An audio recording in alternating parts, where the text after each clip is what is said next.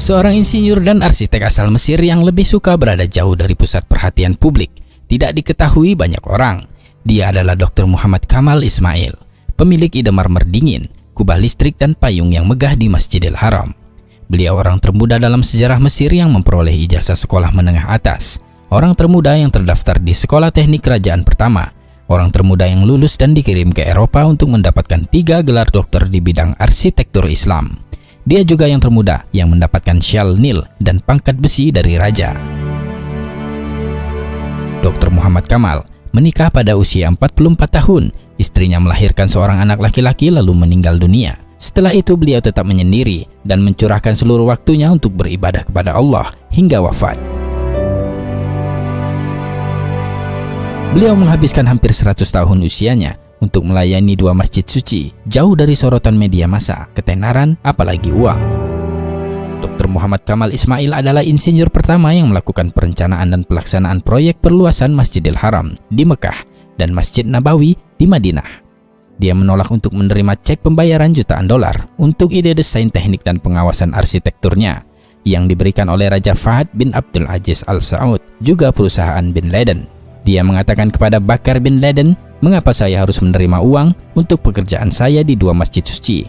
Bagaimana saya akan menghadap Allah pada hari kiamat nanti?"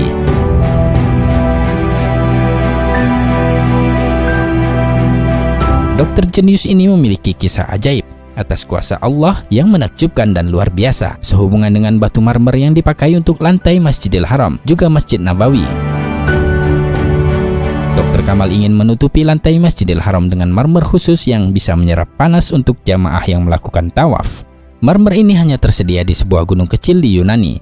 Beliau lalu pergi ke Yunani dan menandatangani kontrak untuk membeli marmer dari hampir setengah gunung tersebut, jumlah yang cukup untuk lantai Masjidil Haram. Beliau menandatangani perjanjian tersebut dan kembali ke Mekah. Setelah 15 tahun selesai pembangunan di Masjidil Haram, pemerintah Saudi memintanya untuk menempatkan jenis marmer yang sama di Masjid Nabawi di Madinah. Dr. Muhammad Kamal mengatakan, "Ketika raja memintanya untuk melapisi Masjid Nabawi juga dengan marmer yang sama, saya menjadi sangat bingung karena hanya ada satu tempat di dunia ini untuk mendapatkan marmer jenis ini, yaitu di Yunani, dan saya sudah membeli setengah dari yang tersedia." Dr. Kamal mengatakan bahwa ia pergi ke perusahaan yang sama di Yunani dan bertemu dengan CEO dan menanyakan jumlah yang tersisa dari marmer tersebut. CEO itu mengatakan bahwa marmer yang ada di gunung itu telah terjual semuanya 15 tahun yang lalu. Dr. Kamal menjadi sangat sedih. Ia melangkah keluar dan ketika hendak meninggalkan kantor mereka, ia bertemu dengan sekretaris kantor. Dr. Kamal memintanya untuk memberitahu keberadaan orang yang membeli sisa jumlah marmer tersebut. Sekretaris itu menjawab bahwa akan sulit untuk mengetahui dari catatan yang sudah sangat lama. Atas permintaan Dr. Kamal, ia berjanji akan mencari berkasnya. Dr. Kamal kemudian memberikan alamat dan nomor hotelnya dan berjanji akan mengunjunginya kembali keesokan harinya. Dr. Kamal mengatakan bahwa ketika meninggalkan kantor dia berpikir, "Mengapa saya ingin tahu siapa yang membelinya? Dalam hati saya berkata pada diri saya sendiri, Allah akan membuat sesuatu yang luar biasa terjadi," ujarnya.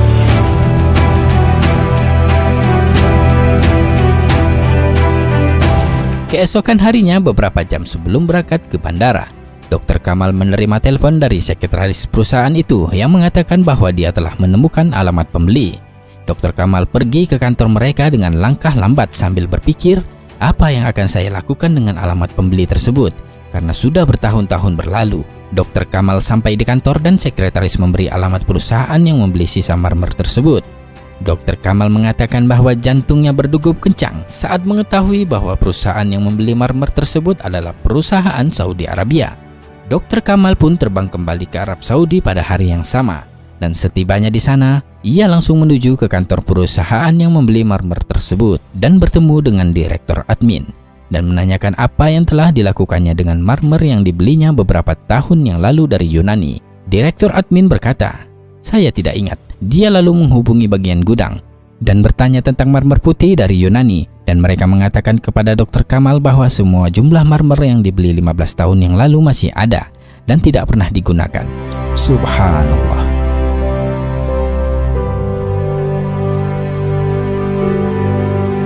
Dr. Kamal mulai menangis seperti bayi, dan selanjutnya dia menceritakan kisah lengkapnya kepada pemilik perusahaan.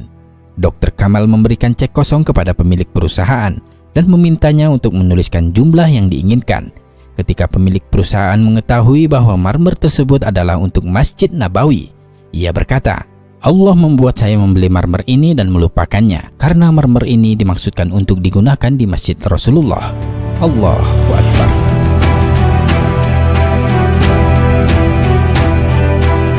Betapa kuasanya Allah membuat skenario bagi hamba-hamba pilihannya, semua atas kehendaknya. Dr. Muhammad Kamal Ismail meninggal pada 2 Agustus 2008. Semoga Allah menempatkan beliau di tingkat tertinggi di surga Firdausnya kelak. Amin ya rabbal alamin. Wallahu a'lam bissawab.